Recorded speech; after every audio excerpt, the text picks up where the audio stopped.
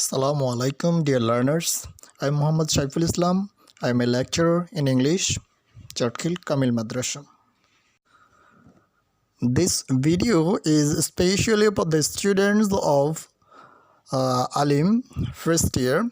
That means the students who are newly admitted in Alim or HSC. Congratulations. You know, you have two subjects in English first paper and English second paper. In this video, I will introduce you with the marks distribution of English first paper. The subject code of English first paper is 238. That means 238.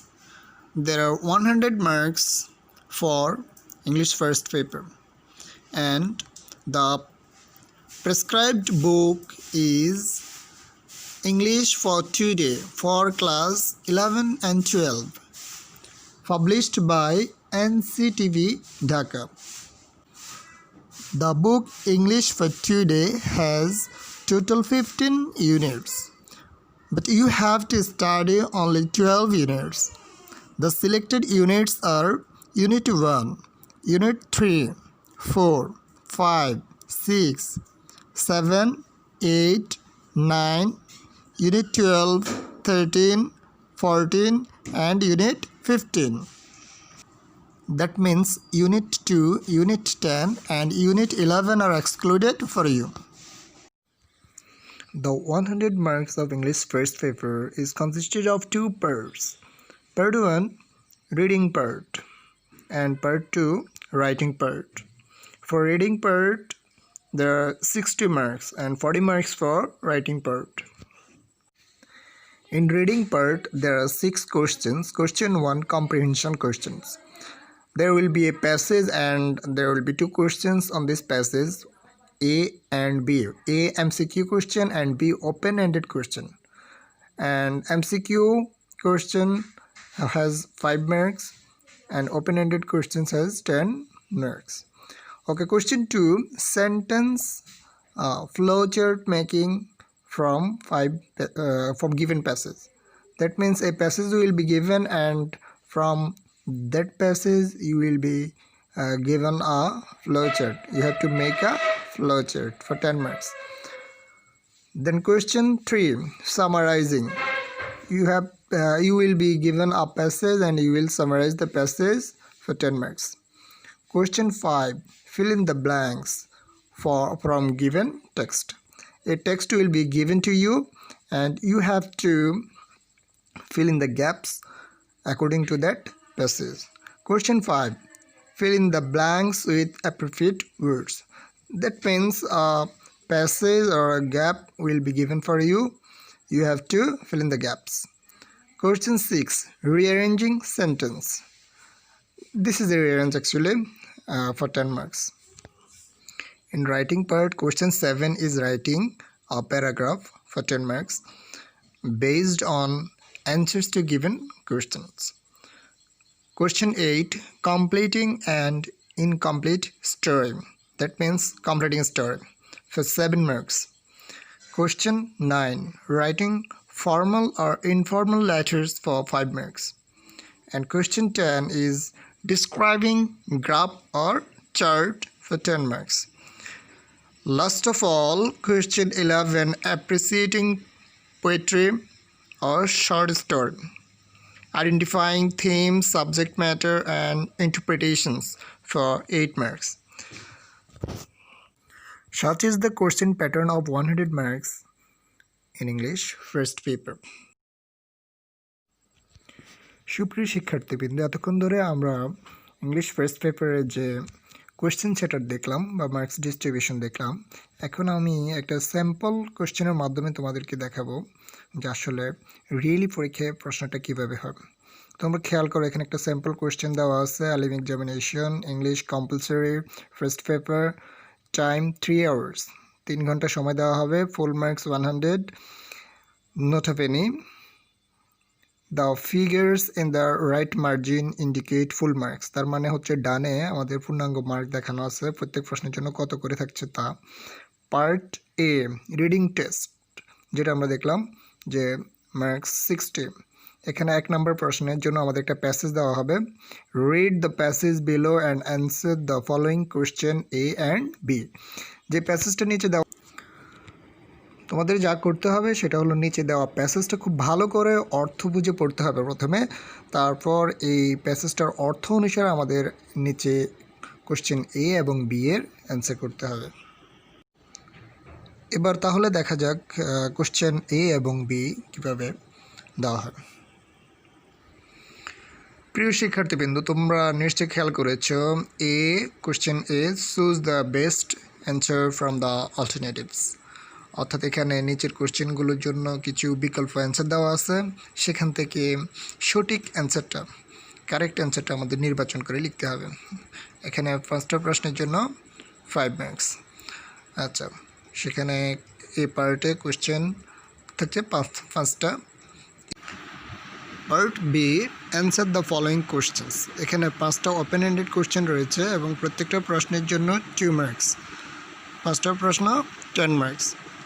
So এই প্রশ্নগুলোর উত্তর আমাদের passage অনুসারে দিতে হবে। যেহেতু 2 মার্কসের জন্য একটা কোশ্চেন, সেক্ষেত্রে আমরা চেষ্টা করব, অর্থাৎ তোমরা অবশ্যই চেষ্টা করবে 2 সেন্টেন্স বা 3 সেন্টেন্সের মাধ্যমে উত্তরটা দেওয়ার জন্য। অর্থাৎ সিঙ্গেল সেন্টেন্স অ্যান্সার না লিখে 2 or 3 সেন্টেন্সে উত্তর দেবে। Question 2, read the passage and make 5 correct sentences from the table below. এখানে প্রশ্নটা যেটা দেওয়া আছে সেটা হলো, নিচে একটা টেবিল দেওয়া থাকবে, সেখান থেকে বিভিন্ন কলাম থাকবে এবং ওই কলামগুলোতে সেন্টেন্সগুলো এলোমেলো করে লেখা থাকবে। আমাদের সাজিয়ে লিখতে হবে 5টা সেন্টেন্স। তবে এখানে যে মডেলটা দেওয়া আছে কোশ্চেন, সেটা হচ্ছে একটা ফিল ইন দ্য গ্যাপস, যেটাকে আমরা বলতে পারি ইনফরমেশন ট্রান্সফার। এখানে একটা প্যাসেজ দেওয়া থাকবে আর এই প্যাসেজের থেকে আমাদের ইনফরমেশন নিয়ে আমাদের এই শূন্যস্থানগুলো পূরণ করতে হবে, যেখানে 10টি গ্যাপ থাকবে এবং প্রত্যেকটা গ্যাপের জন্য 0.5 মার্কস। অর্থাৎ 10টা প্রশ্নের জন্য 10টা গ্যাপের জন্য 10 মার্কস। একটু আগে আমরা মার্কস ডিস্ট্রিবিউশনে কোশ্চেন 2 জন্য আলোচনা করছিলাম, সেটা হলো রাইটিং ফ্লো চার্ট। অর্থাৎ এটা অল্টারনেটিভ কোশ্চেন, সেটাও প্রায় এরকমই। একটা প্যাসেজ দেওয়া থাকবে, প্যাসেজ থেকে ইনফরমেশন নিয়ে আমাদের একটা ফ্লো চার্ট লিখতে হবে। Question 3, write a summary of the following text. এখানেও একটা প্যাসেজ দেওয়া থাকবে, প্যাসেজটা পড়ে অর্থ সহকারে পড়ে আমাদের 5টা বা 6-7টা সেন্টেন্সের মাধ্যমে একটা সামারি লিখতে হবে। সামারিটা যারা নিজের ভাষায় গ্রামাটিক্যালি কারেক্ট করে লিখতে পারবে তারা সবচেয়ে ভালো নাম্বার পাবে। সামারি লেখার জন্য থাকছে 10 marks. Question 4, read the following text and fill in the blanks with suitable words from the box. তোমরা দেখতেই পাচ্ছ এখানে বক্সে কিছু ওয়ার্ডস বা শব্দ দেওয়া আছে এবং তার নিচে একটা প্যাসেজে কিছু শূন্যস্থান রয়েছে। আমাদের যেটা করতে হবে, প্যাসেজটা পড়ে উপরের শব্দগুলো থেকে সুটেবল ওয়ার্ডস নিয়ে আমাদের শূন্যস্থান পূরণ করতে হবে। প্রত্যেকটা সঠিক উত্তরের জন্য 1 নাম্বার। এখানে 10টা গ্যাপ থাকবে, প্রত্যেকটার জন্য 1 নাম্বার, তাহলে 10টা gap 10 number. Question 5, fill in the blanks with appropriate words. এখানে নিচে একটা গ্যাপ দেওয়া আছে, প্যাসেজ দেওয়া আছে, প্যাসেজে 10টা গ্যাপ আছে, প্রত্যেকটা গ্যাপের জন্য 1 মার্কস, তাহলে 10টা গ্যাপের জন্য 10 মার্কস। এখানে কোনো ক্লু দেওয়া থাকবে না। Question 6, rearrange the following sentences to make a coherent order. এখানে নিচের এলোমেলো বাক্যগুলোকে সাজিয়ে একটা স্টোরি লাইন তৈরি করতে হবে। প্রথমে সিরিয়াল অনুসারে আমরা বর্ণমালাগুলো লিখব। সাপোজ প্রথমে বি হলে আমরা লিখব বি, তারপর যদি এফ হয় প্লাস এফ, এভাবে আমরা উপরে লিখে তারপর নিচে আমরা হিস্টোরিক্যালি লিখব, তখন আর কোনো নাম্বার লিখতে হবে না। এই রিঅ্যারেঞ্জটার জন্য থাকছে 10 marks. Now part B, writing text. Question 7, write a paragraph on. অর্থাৎ এখানে একটা নির্দিষ্ট বিষয়ের উপর প্যারাগ্রাফ লিখতে বলবে এবং নিচে কিছু প্রশ্ন দেওয়া থাকবে। এই প্রশ্নগুলোর উপর বেস করে আমাদের প্যারাগ্রাফটা লিখতে হবে। এবং প্যারাগ্রাফের জন্য যেহেতু 10 মার্কস, আর তোমরা যেহেতু আলিম্বে এইচএসসি লেভেলের স্টুডেন্ট, সেক্ষেত্রে তোমাদের 2 বা 2.5 পৃষ্ঠা প্যারাগ্রাফটা লিখতে হবে। 200 ওয়ার্ডস, খেয়াল করো, 200 ওয়ার্ডস লিখলে আমাদের 2 বা 2.5 পৃষ্ঠা বা 3 পৃষ্ঠার মতো লিখতে হবে। Question 8. The following is the beginning of a story. Complete it in your own words. অর্থাৎ এখানে একটা গল্পের শুরুটা দেওয়া আছে, শেষের অংশটুকু আমাদের লিখতে হবে। অর্থাৎ একটা স্টোরি ইনকমপ্লিট আছে, আমাদের কমপ্লিট করতে হবে, যেটাকে আমরা কমপ্লিটিং স্টোরি বলে থাকি। এই কমপ্লিটিং স্টোরির জন্য থাকছে 7 marks. Then question 9. Suppose your friend Rahim has recently lost his father. Now write a letter condoling him on his father's death. অর্থাৎ তোমার বন্ধুর পিতা মারা গেছে, তাকে সান্ত্বনা দিয়ে একটা চিঠি লেখো। এভাবে যে কোনো একটা লেটার বা অ্যাপ্লিকেশন এখানে আসবে, যেটাকে আমরা ফর্মাল ইনফর্মাল লেটার বলে থাকি। এর জন্য 5 marks. Question 10. The graph below shows a student's daily activities. Now write a paragraph using the information given in the graph. দেখতে পাচ্ছ এখানে একটা চিত্র দেওয়া আছে।